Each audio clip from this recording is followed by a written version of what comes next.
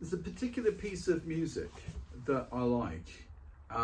It's a saxophone solo within a piece which is strangely possibly not quite jazz, but it's sort of hip hop jazz.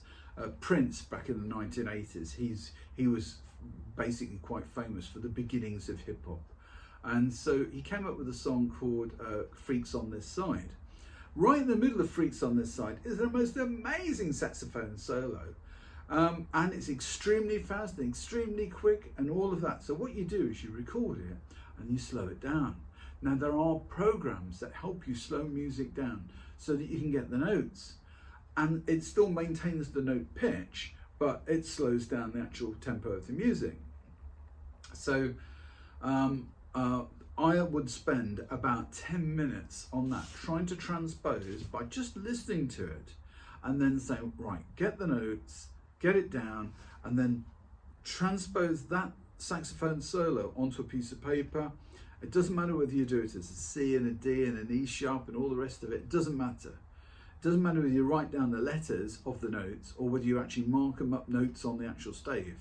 I do it on the stave. That's because I was always taught to read music.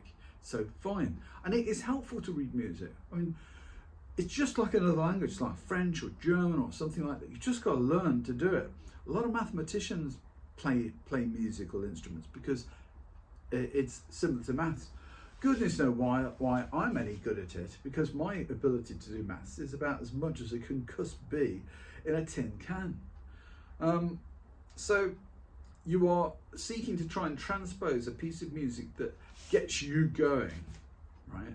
And you would spend you probably would spend the next 10 minutes, from minute 45 to minute 55, you do that. And if you've still got time and you're working under the guidance of a saxophone teacher, then you would exchange the piece of music, like when I was doing "I Can't Get Started" by Lester Young. You would do that for the piece that your saxophone teacher has given you to practice up for next week. They tend not to give you anything particularly complex at the beginning, so that's helpful.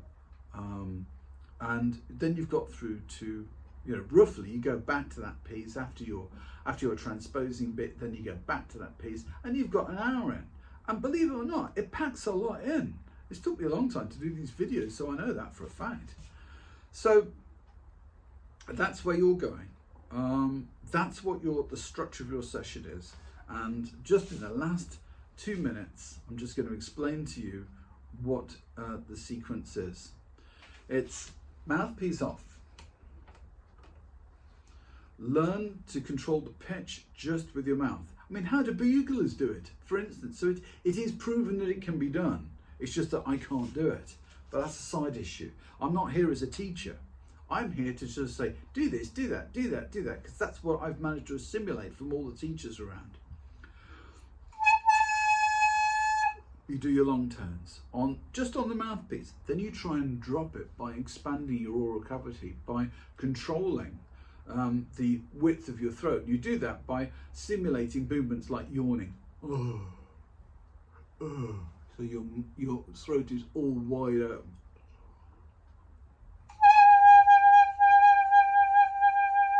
And then you just try and get it down. You try and get it consistent, but you try and keep your oral cavity open. I'm very poor at this, but it's something, we're all physically blessed or not blessed, and I'm clearly not blessed with that one. Then you stick it on the end of your neck, and this is in the first 5 minutes. Neck, and you do the same thing, try and lower your pitch.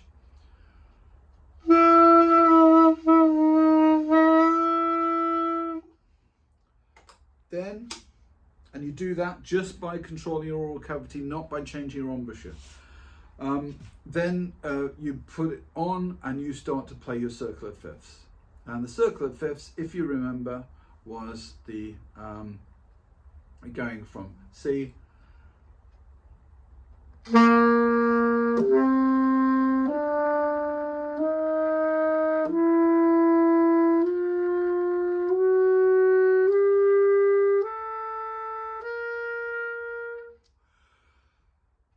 but the consensus of opinion is that you start on a B flat because it teaches you to have the correct embouchure at the beginning of your learning journey.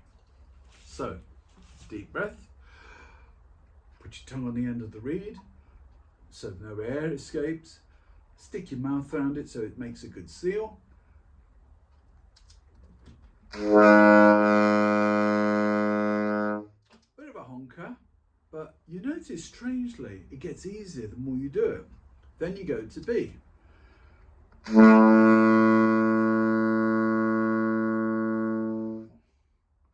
C.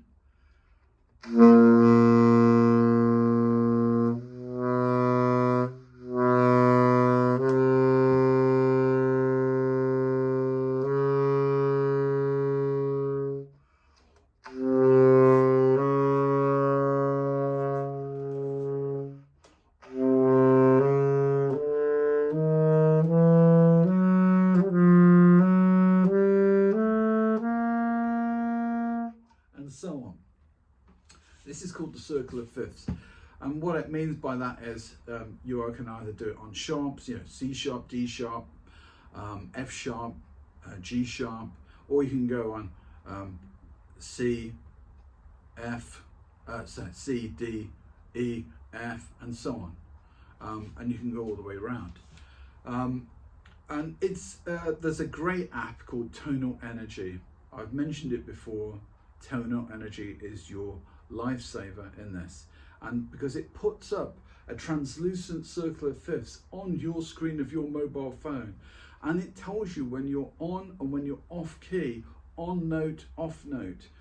Play an F sharp, but it's a bit too sharp. Play an F sharp, it's a bit too low. You adjust the length. You adjust the length of the column of air that's going into the saxophone, pulling it back, lowers it, pushing it on tighter, higher it, and you don't have to do a lot of it. So all this ramming it on the end of a piece of cork. I haven't damaged my cork, and I've been hammering this saxophone away for about 3.5 years now, and that's because I'm gentle with it, and plus I've had it costing a lot of money.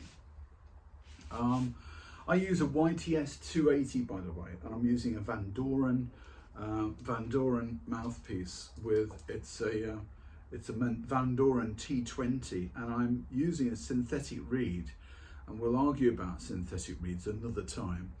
I'm using a 2.5 synthetic reed, but I started on a 1.5 because my embouchure was weak, and gradually the more you play, the stronger it gets. And then I'm using a YTS 280, which is a Yamaha, which is guaranteed to be, it's the learner's instrument. I'm still on my learning instrument. I'm just sort of getting wowed by, I'm getting lulled and seduced by a YTS 480. The notes just want to come out of a YTS 480. The B flat, when you call for it, it's there, it's waiting for you, it just comes. Whereas with this 280, you've got to work on it. You've got to make your embouchure do the job of getting that B flat without producing a donkey. This is a donkey. I've done so many donkeys in my life. You need to hear one. That is a donkey. You're just not getting the note right from the beginning. And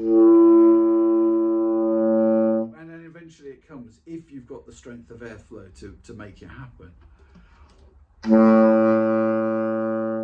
That's because I put my tongue on the end of the tip of the reed, of the mouthpiece and reed that's in my mouth, and then took in a bit of a breath, and then exited out that using my diaphragm, and I pushed the air out my mouth into the mouthpiece and then let go.